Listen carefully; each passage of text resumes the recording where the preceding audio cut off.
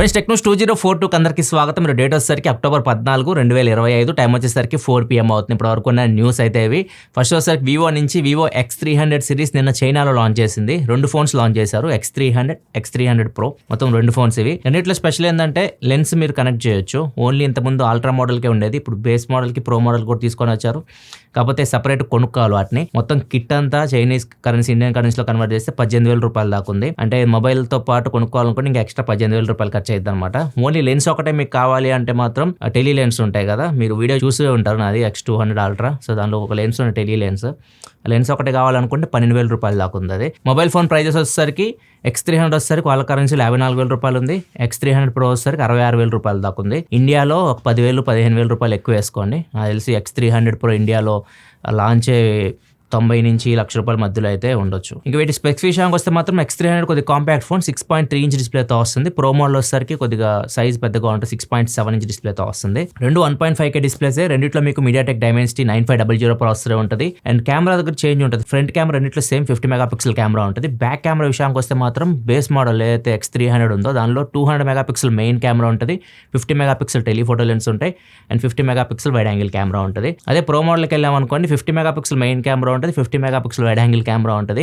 Telephoto lens వచ్చేసరికి periscopic telephoto lens 200 megapixel అయితే ఉంటాయి.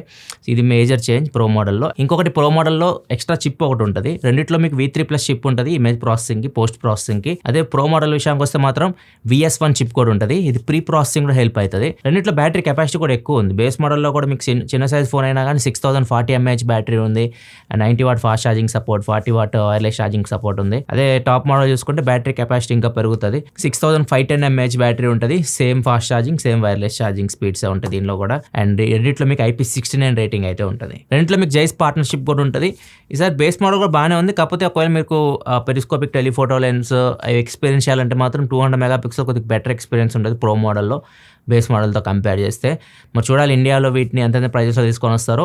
నవంబర్లో మోస్ట్లీ మనం ఇండియాలో వీటిని ఎక్స్పెక్ట్ చేయొచ్చు. గ్లోబల్ లాంచ్ నవంబర్లో ఉండొచ్చు వీటిని. నెక్స్ట్ మనకి ఐక్యూ నుంచి ఐక్యూ 15 లాంచ్ డేట్ కన్ఫర్మ్ చేసింది. చైనాలో దీన్ని అక్టోబర్ 20వ తారీఖు అయితే లాంచ్ చేస్తున్నారు. గ్లోబల్గా నవంబర్లో తీసుకొస్తారని రూమర్స్ అయితే వస్తున్నాయి. నవంబర్ 13వ తారీఖు OnePlus 15 వస్తుంది. దాని కాంపిటీటర్గా తొందరలోనే తీసుకురావచ్చు, నవంబర్ ఎండింగ్ లోపు రావచ్చు అనుకుంటున్నా, లేకపోతే డిసెంబర్లో తీసుకొని రావచ్చు ఇండియాకి. ఈసారి దీనిలో హ్యాప్టిక్ మోటార్స్ 2 యూస్ చేయబోతున్నారు. వైబ్రేషన్ ఫీడ్బ్యాక్ బాగుంటుంది అనమాట. X-యాక్సిస్లో ఒకటి ఉంటుంది, జెడ్ ఒకటి ఉంటుంది.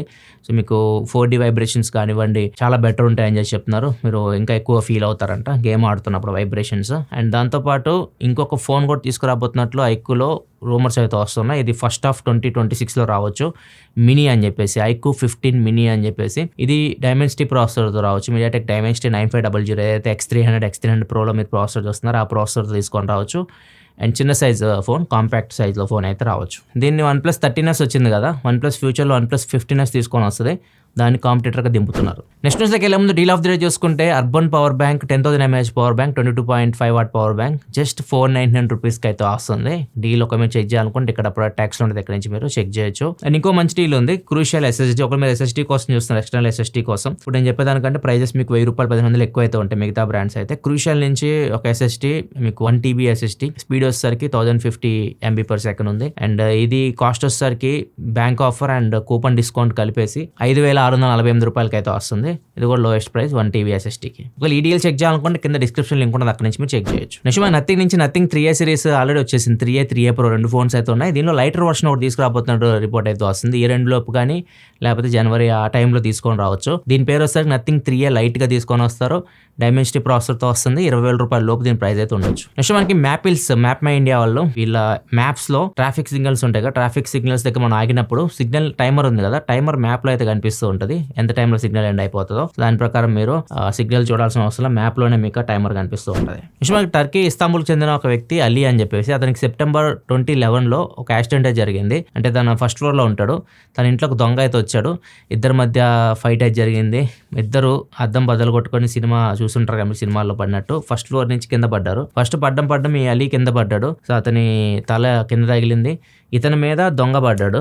సో ఇతను వెళ్ళిపోయాడు, దొంగ లెగిసి ఆయనకేం కాలేదు అట్లా వెళ్ళిపోయాడు. ఈయనకు మాత్రం బాగా ఇంజురీ అయింది, స్కల్ చాలా వరకు డ్యామేజ్ అయింది, బ్రెయిన్ కూడా కొంత డ్యామేజ్ అయింది, మెమరీ పవర్ కూడా పోయింది, అతను చాలా వరకు మెమరీ లాస్ కూడా అయింది. అండ్ 6 months హాస్పిటల్లో ఉన్నాడు. తర్వాత చాలా సర్జరీ చేసిన తర్వాత అతని షేప్ మారిపోయింది. ఇక్కడ మీరు చూడవచ్చు, ఇప్పుడు స్క్రీన్ మీద కనిపిస్తుంది కదా, మన తలలాగా ఉండదు, షేప్ ఇలా ఉంటుంది అనమాట. సైడ్స్ అంతా ఎంటీ లాగా అనిపిస్తూ ఉంటుంది. ఇప్పుడు ఇతనికి ఇన్ని సంవత్సరాల తర్వాత ఇప్పుడు సర్జరీ చేశారు. సర్జరీ చేసి టైటానియం స్కల్ని అయితే అతనికి ఇంప్లాంట్ చేశారు. సేమ్ బ్లడ్ ఫ్లో అన్నీ అరేంజ్ చేశారు. అతనికి జుట్టు కూడా పెరుగుతుంది. అండ్ ఇక్కడ మొత్తం స్కల్ ఫ్లూయిడ్ మొత్తం నీట్గా డిజైన్ చేశారు. అండ్ ఇప్పుడు మొత్తం అతనికి మొత్తం ఫిక్స్ అయిపోయింది. ఇప్పుడు చూడడానికి ఇలా అయితే ఉన్నాడు. ఇంటర్వ్యూలు కూడా ఇస్తున్నాడు. ఇట్లా ఉండేది, నాకు ఇట్లా అయింది, నాకు చాలా హెల్ప్ అయింది టైటానియం స్కల్ అని చెప్పేసి. ఆల్రెడీ చాలా చోట్ల దీన్ని ఇంప్లిమెంట్ చేస్తున్నారు టైటానియం స్కల్ని. అండ్ ఫ్యూచర్లో ఏదైనా స్కల్ డ్యామేజ్ అయితే మాత్రం ఇది చాలా వరకు ఉపయోగపడుతుంది అందరికి. నెక్స్ట్ న్యూస్లోకి వెళ్ళే ముందు కామెంట్ ఆఫ్ ది డే చేసుకుని శివ అడుగుతున్నారు. హాయ్ ప్రసాద్ అన్న, రీసెంట్లీ హైదరాబాద్లో ఎయిర్పాడ్స్ ప్రో 2 సెల్ చేస్తామని ఒక పర్సన్ కనిపించాడు. Serial number is verified and weight కూడా సేమ్ ఉన్నాయి as original. He is saying as Flipkart delivery person and selling this product for pocket money. How far can we trust him? ఒకటి, మనకు తెలియని వ్యక్తుల దగ్గర ఎప్పుడు మనం ఇవి తీసుకోకూడదు. ఏదైనా కానివ్వండి, తెలియని వ్యక్తుల దగ్గర మీరు తీసుకోవడం అనేది మైండ్లో తీసేయాలి ఫస్ట్. సెకండ్ వచ్చేసరికి ఫ్లిప్కార్ట్ డెలివరీ బాయ్ అంటున్నాడు కాబట్టి మేబీ అది దొంగతనం చేసి ఉండొచ్చు, అది కూడా అయి ఉండొచ్చు. సో అది అలాంటివి మనం కొన్నా కానీ మనమే రిస్క్లో పడతాం. అండ్ ఇంకొకటి, ఒకవేళ ఫేక్ చేయాలనుకుంటే ఈజీగా ఫేక్ కూడా చేస్తున్నారు. సీరియల్ నెంబర్ వెరిఫై చేస్తున్నారు కదా, చాలామంది వాటిని కూడా ఫేక్ అయితే చేస్తున్నారు.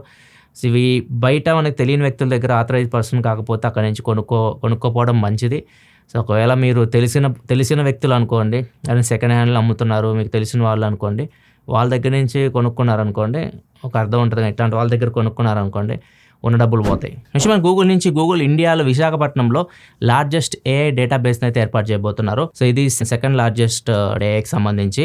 ఇది ఆంధ్రప్రదేశ్ వైజాగ్లో పెట్టబోతున్నారు. మొత్తం ఇది 5 సంవత్సరాల ప్రాజెక్ట్. ఇది నెక్స్ట్ 5 yearsలో 1,25,000 కోట్లు అక్కడ ఇన్వెస్ట్మెంట్ అయితే చేయబోతున్నారు. అండ్ ఈ డేటా సెంటర్స్ ఇక్కడ ఉండడం వల్ల అడ్వాంటేజ్ ఏంటంటే, ఇక్కడ అయితే బిజినెసెస్ కానీ లేకపోతే స్టార్ట్అప్ కంపెనీస్ కానీ అట్లాంటి వాటికి ఏఐ సర్వీసెస్ ఈజీగా ప్రొవైడ్ చేయొచ్చు. అండ్ మనకి ఏఐ ఫీచర్స్ ఇలాంటివి ఉంటాయి, జెమినీ ఇట్లాంటివి మీరు యూజ్ చేస్తూ ఉంటారు. సో అట్లాంటివి కూడా మనకి ఇక్కడ డేటా సెంటర్ ఉందనుకోండి, మనకి ఫాస్ట్గా రావడానికి అప్డేట్స్ ఈజీ అవుతుంది.